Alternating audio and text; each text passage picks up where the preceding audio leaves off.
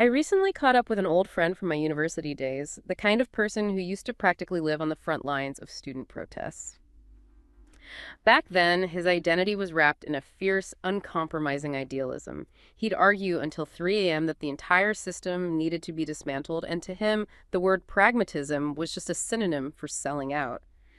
But sitting across from him yesterday, the atmosphere had completely shifted. He wasn't talking about revolutions or abstract justice anymore. Instead, he spent 20 minutes obsessing over interest rates, school district zoning, and the stability of his pension fund. It wasn't that he had suddenly turned into a villain or lost his empathy. It was simply that the texture of his life had changed. He had a mortgage now. He had people depending on him. The luxury of pure ideology had been replaced by the heavy gravity of responsibility. It immediately brought to mind that old, tired cliche we've all heard. If you're young and not on the left, you have no heart. If you're old and not on the right, you have no brain. We usually dismiss that as a joke, but seeing that transformation in real time made me realize it points to a much deeper, almost uncomfortable truth about how human beings evolve. It forces us to ask, why does the real world seem to erode our youthful ideals? And more importantly, why are we still using these outdated labels of left and right to define us when our actual lives are far too complex to fit into either box? That shift, that move from, abstract justice to checking actuarial tables is not just a midlife crisis. It's exactly the phenomenon we're diving into today. Our mission is to investigate this profound collapse of traditional political identity, the feeling of political exile and betrayal among rational thinkers who feel abandoned by systems that no longer prioritize common sense, and the urgent need for a new framework, a new political compass to understand our accelerating world. We're looking deep into the structure of what we call politics today, because the map we've been using is clearly, obsolete. And it's an inquiry that reveals just how deeply flawed our current societal structures really are. I mean, the transition you observed in your friend, that focus shifting from pure ideology to things like stability, mortgages, pension funds. Or gravity responsibility, yeah. Gravity doesn't just change an individual's identity. It exposes a fundamental structural inadequacy in the old political map. These existing categories of left and right, they just can't contain the actual complex concerns people have about maintaining a coherent, predictable existence. Especially for those who, see themselves as institutional watchmen. Exactly. Those people who are deeply concerned about what they see as the decline of Western civilization's core principles, they feel completely unmoored. Okay, so let's unpack this idea of obsolescence first. To understand why left and right are failing us now, we really need to go back to their historical foundation. The modern political compass, which emerged after the European wars of religion, was fundamentally anthropocentric. Man-centered. That's the... Right, placing humanity squarely at the center of the political universe. You have to picture the context. After centuries of unbelievably bloody religious wars, the early modern thinkers they hit a wall. They realized they were never going to agree on theology. Yeah, it's an intractable problem. And a deadly one. So they made a pragmatic pivot. They decided to just bracket those endless religious disputes and shift the focus of politics from glorifying God to focusing entirely on serving man. It's sort of a political humanism. It is. And it has a few core tenets. One, that human beings possess something inherently unique. Two, that this unique humanity gives human life supreme value. And three, most importantly, that the chief aim of politics is the promotion and flourishing of man's humanity. So man becomes the sun in our new political solar system. A perfect analogy. So whether you were a radical revolutionary on the left in the French Assembly or a staid royalist on the right, you still agreed on that centerpiece. Human needs, human flourishing. That's what governs all political decisions. They're just arguing about the how. Exactly. The how was the source of all the debate. The left often striving for, universal justice and equality, this belief that humans could build a rational utopia. While the right was more skeptical. Much more. They tended to accept inequality and human frailty as, unavoidable facts of life. But, and this is the critical point, the underlying humanist consensus was completely firm. The entire political drama revolved around human actors and human needs. Okay, so here's where it gets really interesting and where that foundation starts to shake. By the 19th and 20th centuries, science steps in and starts systematically eroding the philosophical basis for this human exceptionalism. This is the critical juncture. I mean, think about it. Advances in chemistry show that humans are made of the same elemental atoms as rocks and trees. There's no special human stuff. And then Darwin comes along. And evolutionary biology reveals we share deep genetic roots with all other life. We're not just related by ancestry, we're deeply interdependent organisms in a massive ecological web. It pulls us off our pedestal. Completely. And then neurophysiology demonstrates that our consciousness, our decision-making, it's all just biological processes, not necessarily the manifestation of some unique, non-material soul. So the philosophical justification for an exclusively man-centered politics where the human stands apart from nature, it just begins to crumble. And the sociological consequence of this breakdown, when you combine it with the sheer speed and pressure of modern life, leads directly to that sense of dislocation we started with, that feeling that the rules no longer apply. That consequence is what the great sociologist Emile Durkheim termed anomie. Anomie. It's a state of social disintegration and deep normlessness. The shift you saw in your friend from that clear, strong communal idealism to an adult's purely self-interested pragmatism focused on his mortgage, that's a powerful symptom. It's a kind of failure, then. It's a failure to integrate that necessary individual pragmatism within a robust framework of shared societal responsibility. We've lost the bigger picture. I think many people who identify as rationalists, maybe falling into the classical liberal or moderate conservative camps, the ones who believe in predictable institutions, common sense, meritocracy, they feel this profound, almost subconscious, noble sense of betrayal. That's a good way to put it. They look at the current system and feel that the fundamental compact has been broken. They feel abandoned by the very institutions they were taught to trust. And that feeling is political anomie manifesting itself. It is a powerful, powerful force. Anomie, as a social psychological state, is triggered by these chronic or acute disruptions that lead to the real or imagined disintegration of social ties. So it's not just disappointment, it's deeper. Oh, it's much deeper. When norms break down, the individual experiences profound shame or just the sheer, paralyzing terror of meaninglessness. This isn't abstract. This emotional state then drives motivated behavior. Behavior like what? It can range from self-harming behavior to antisocial action, or even, paradoxically, highly pro-social behaviors as people desperately try to rebuild lost moral ties. They'll cling fiercely to any remaining moral order to avoid that shame. So the loss of shared political belief isn't just about policy disagreement, it's a deep existential distress signal. And we see this failure manifesting most clearly when the government, which is supposed to regulate markets for the common good, seems to just buckle. It buckles under the weight of financial self-interest, absolutely. Durkheim noted that in periods of intense anomie, institutions fail to properly regulate the business sector, and the government essentially becomes the tool and servant of economic life. The priorities get reversed. Completely reversed. The foundational commitment to justice or public service is abandoned because the egoistic pursuit of self-interest becomes the dominant rule. And this is the precise moment the rationalist feels abandoned. They see the system they believed in, one founded on principle prioritizing money and access over its original public purpose. And we see this systemic corruption most clearly in the mechanisms of lobbying, the exchange of massive amounts of money between corporations and elected officials, which proves, in practice, that the country's federal republic isn't quite as representative or meritocratic as we'd like to believe. Oh, the statistics are staggering. If you look at the total dollar value of federal lobbying, nearly 2/3 of it involved former congressional staff or former members of Congress. The infamous revolving door. That's it. And interest groups aren't hiring these people for their policy genius. Let's be clear about that. They are hiring them purely for their insider access, their political affiliation, and their personal relationships with the people currently in power. So it undermines the whole idea that the best policy wins. It's just the best funded access wins. It's a totally different game. And I find the little trick that former officials use during their mandatory cooling-off periods particularly illustrative. I mean, they're supposed to be barred from legally lobbying their old chambers for a time. It's supposed to be.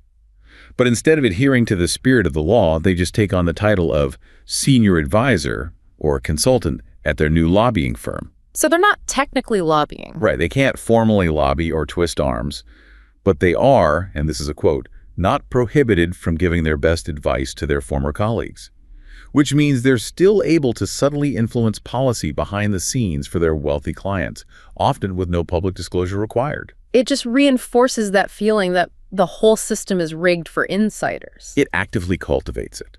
And beyond the revolving door, the structure of political spending itself has been fundamentally altered. This is where we get the explosion of what we call dark money. This wasn't just an accident. This was created by legal decisions. It was engineered. You have to understand two critical Supreme Court cases. The first was in 2007, Wisconsin Right to Life v. FEC. This ruling allowed nonprofit 501c organizations, specifically social welfare groups, to use their treasury funds to run issue ads that mention a candidate right before an election. Was the loophole there? The loophole was that the ads couldn't explicitly say vote for or vote against. They just had to talk about the issues surrounding the person. It immediately opened the floodgates for non-disclosed spending. But the real game changer that fully unleashed the current system was Citizens United v. FEC 3 years later, in 2010. That decision blew the doors wide open. It made it possible for corporations, unions, and those same nonprofit social welfare groups to directly spend unlimited treasury funds on advocacy, expressly calling for the election or defeat of a candidate. The independent expenditures. Right. And the crucial element is that these 501c social welfare groups are overseen by the IRS, not the Federal Election Commission. They're only required to disclose their donors if politics is their primary purpose. Which they can claim it isn't. They just claim their primary purpose is social welfare, and legally they can avoid disclosing their large donors. The result is the non-disclosure of billions of dollars in political cash, hence dark money. It's the ultimate expression of anomie in the political sphere.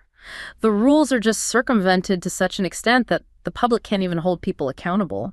And the example of Aetna is perhaps the most powerful illustration of this hypocrisy. Aetna publicly announced its support for President Obama's healthcare reform agenda, maintaining this facade of corporate responsibility. A PR move. A total PR move.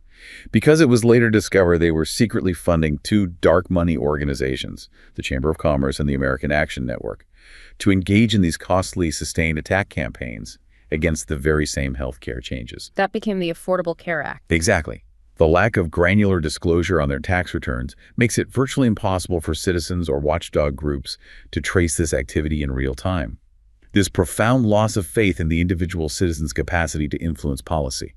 It only accelerates that sense of political anomie and forces people to search for a new source of order. So, this institutional decay and the resulting anomie are fundamentally rooted in the failure of anthropocentric politics. The idea that the entire system should revolve solely around man's needs. This brings us to the core reason why the old left-right labels are utterly failing. We're witnessing a radical philosophical pivot. That is the deeper structural truth. The old politics of left versus right no longer captures the central tensions because contemporary political thought is increasingly being shaped by people championing the cause of life with a capital L. Life with a capital L. Yes. These thinkers reconceive the sum total of all living things, the entire planetary system, as a single, monumental, self-regulating process. A proper noun, which demands an allegiance far beyond our immediate human-centric needs. And what's fascinating is how this new allegiance to life just cuts across the old ideological spectrums completely. It obliterates them. When you talk about people claiming to serve life itself, you realize they can sound radically different. You have technologists, the upwing thinkers like Elon Musk, talking about accumulating resources to help make life multiplanetary and extend the light of consciousness to the stars. Precisely. That is one interpretation of serving life. You expand its reach and complexity into the cosmos. But then you have the other side. Conversely, you have fervent environmentalists and deep ecologists, the downwing, who strive to guide life back to earthbound stability, seeking radical self-limitation for the sake of the planet's ecosystem. And both sides position themselves as the true servants of life. They do. And what makes this conflict so fierce and confusing for the average person is that traditional conservative tax policy or liberal social principles, they just become secondary to this overarching biocentric allegiance. They don't matter as much. To understand how we moved from man-centric politics to life-centric politics, we need to trace the intellectual shift that took place. It happened when scientists moved beyond searching for some mystical, vital substance. Right. They realized the essence of living beings wasn't in what they were made of, but in the pattern of their arrangement. The organization of it all. And the crucial intellectual watershed moment came during World War II in 1943. The physicist Erwin Schrödinger published his influential lectures, What is Life? Okay. He proposed that an organism feeds upon negative entropy. Now that's jargon, so let's translate it. Please. The second law of thermodynamics says the universe constantly tends toward disorder entropy. Life is the temporary process that fights that disorder. It maintains its highly ordered complexity by consuming energy and structure from its environment. It effectively consumes negative entropy. And within a decade, that concept was reframed. It was rechristened as information. So we stopped seeing life as some mysterious, gooey substance and started seeing it as a highly sophisticated, complex information processing system. Exactly. This is the birth of the machine age ontology of life. If life is fundamentally about processing information to maintain order against a hostile, dissolving universe, then the door opens to fundamentally rethinking what life even encompasses. And this is where Norbert Wiener and his concept of cybernetics come in. Yes, in 1948, the mathematician Norbert Wiener coined the term cybernetics, it's from the Greek for steersman, to describe a new superdiscipline. It was devoted to studying how complex systems, whether mechanical or biological, survive by maintaining equilibrium in a hostile universe. So the steersman guiding the ship through a storm. A perfect image. Wiener observed that the universe tends inexorably toward dissolution, but some systems' life process information to temporarily reverse that entropic flow. He famously defined life as occupying an island here and now in a dying world. And because living things were redefined as complex information processing systems, he could expand life beyond just biology. Correct. Wiener recognized life as a continuum of increasingly complex systems. It encompasses everything from viruses and ecosystems to human societies, economies, and critically human-built artifacts. Like a thermostat. The humble thermostat is a rudimentary cybernetic system. Analog and digital computers, massive communication networks, they are all complex systems swimming upstream against entropy. They are all interconnected through flows of matter, energy, and information. So if politics is defined by how we manage these complex systems, then human exceptionalism, the basis of left-right, ceases to be the central political problem. It becomes almost irrelevant to the new central problem. And that new ontology, where humans are just one type of information processor among many, provides the basis for the new political fault line. Which is why we need to introduce the up-down dichotomy. It provides a far more relevant political framework for those whose primary allegiance has pivoted from man to life. This split is fundamentally biocentric. It's concerned with managing the future of complex existence, and it operates entirely independently of old debates over taxes or healthcare. So what exactly defines up versus down in this new political compass? How does that split work? The split hinges entirely on how you define life's fundamental purpose and trajectory. The up camp views life primarily as an information process designed to expand, accelerate, and enhance complexity. This is the technological transcendence view. They're looking toward the stars. Literally. While the down camp conceives of life chiefly as a complex system that must be maintained and balanced, this is the ecological containment view. They're looking toward the planet's soil, the ecosphere. Precisely.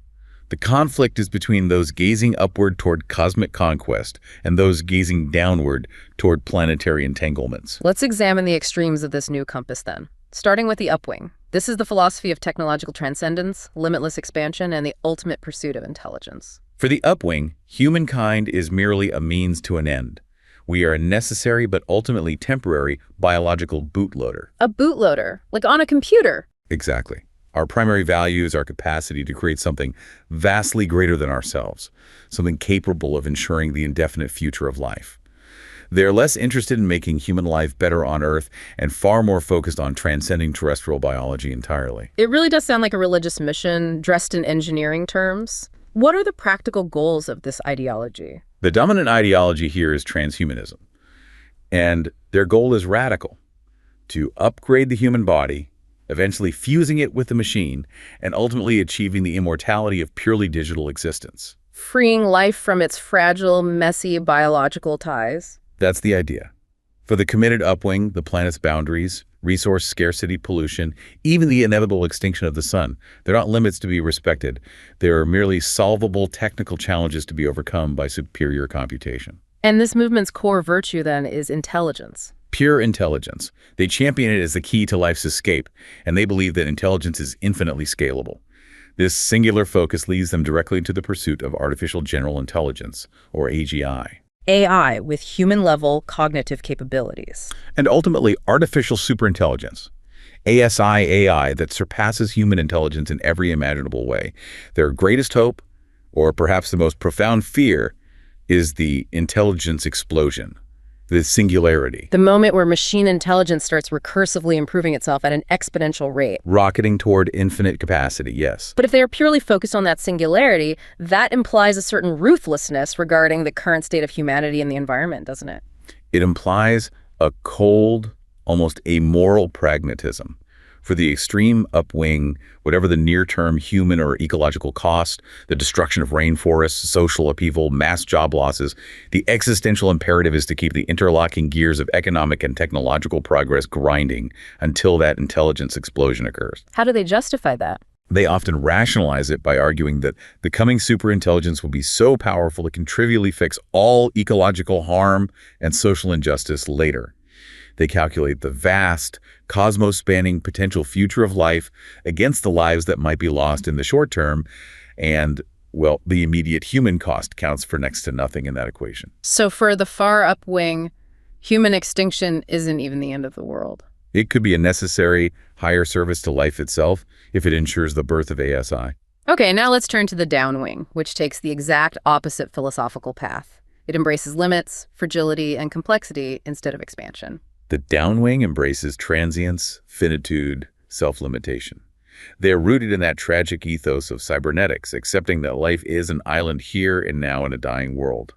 And therefore, the greatest possible victory is simply persistence. To be, to continue to be, and to have been. Exactly. It's not about seeking some definitive, indefinite conquest in the future. It's about surviving and maintaining here and now. This view is profoundly centered on the Earth system itself, often manifesting in allegiance to the Gaia hypothesis. Yes. This leads to posthumanism. And let's be clear, posthumanism here means the view that protecting the whole planetary system is more important than focusing only on immediate human gain. They prioritize preserving the mutually sustaining integrity of Earth's ecosphere, which they often call Gaia. They draw from systems ecology and complexity theory. Heavily. They recognize that the sheer number of interconnections on a planetary scale undermines any human effort to exert complete top-down mastery.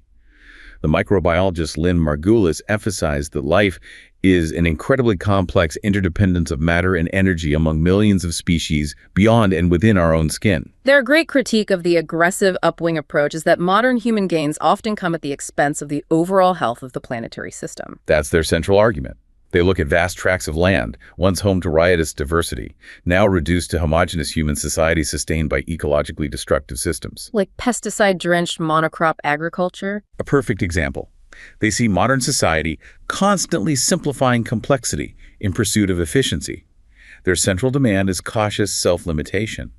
They draw from complexity theory's warning that even one best footstep, one highly efficient intervention, may unleash the very cascade of unpredictable consequences that carries you away. And that deep systems-level approach requires their core virtue, which is wisdom. Wisdom. For the downwing, wisdom is about respecting the established, durable patterns that maintain system integrity and support the well-being of the system's members over long term. It's the ability to recognize how systems sustain themselves and to resist the temptation to sacrifice long-term systemic survival for short-term human expansion. A profound respect for interconnectedness. It is. And ironically, in this biocentric view, many primitive organisms or bacterial colonies prove far more systemically wise than modern human communities because their existence does not destabilize the system that sustains them. What stands out to me is the deeply disturbing convergence of the two extremes. They are philosophical opposites, one driven by endless information, the other by planetary homeostasis, yet they meet on one key, dark point. They converge on the conviction that flesh and blood humans, in their current, flawed, and expansionist form, have little place in life's greater future. It's misanthropic from both ends. It is. The deep down wing, like the far up, advocates for radical measures, though based on completely different logic. For example, some movements promote genocide as a solution to ecocide, the idea that the world can only heal if the human population is drastically reduced or eliminated. The voluntary human extinction movement comes to mind. A prime example. They are mutually hostile in their methods and justifications, but they mirror each other in their profound impatience to see humankind give way to life's greater non-human goals. This new up-down axis reveals why so many rationalists feel politically exiled. The current influential political landscape is often defined by the extreme upwing, which seeks to dominate the future, and yet, We see these tech magnates aligning with populist movements like Mangier, movements that often appeal to very traditional anthropocentric values. It seems totally counterintuitive. It is entirely counterintuitive if you were still looking through the lens of left versus right. It makes no sense. But it does on the up-down axis. On the up-down axis, the alignment makes perfect sense. It becomes a strategic alliance, not an ideological one. The most influential tech magnates, the committed upwingers ally with movements that prioritize chaos or incompetence in administrative functions. Why? Why would they want that? Because they seek leaders who lack the interest, the resources, or the administrative competence required to rein in their relentless drive toward technological advancement and acceleration. So their goal isn't to promote conservative values, but simply to avoid any governmental constraints on the path to the singularity. Precisely. They seek an environment of maximum deregulation and administrative chaos, believing it is necessary to push for the transcendent technological breakthrough without being burdened by human concerns about safety or labor laws or environmental protection. So a powerful, organized, and competent government is their biggest threat. It's the greatest threat, regardless of whether it's nominally left or right, because it has the capacity to regulate and slow down progress toward ASI.